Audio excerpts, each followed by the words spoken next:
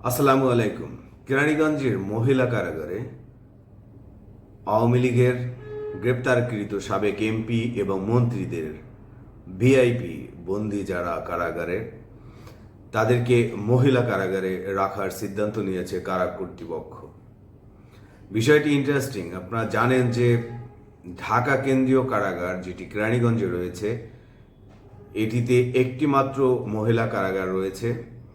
সেটি 2020 সালে প্রস্তুত করা হয়েছিল এবং ঘটনাক্রমে এখানে বিএনপির চেয়ারপারসন বেগম খালেদা জিয়াকে রাখার জন্য এই কারাগারটি প্রস্তুত করা হয়েছিল। কিন্তু সেই করোনার কারণে বেগম খালেদা জিয়াকে তখন তার বাসায় গৃহবন্দী করা হয়।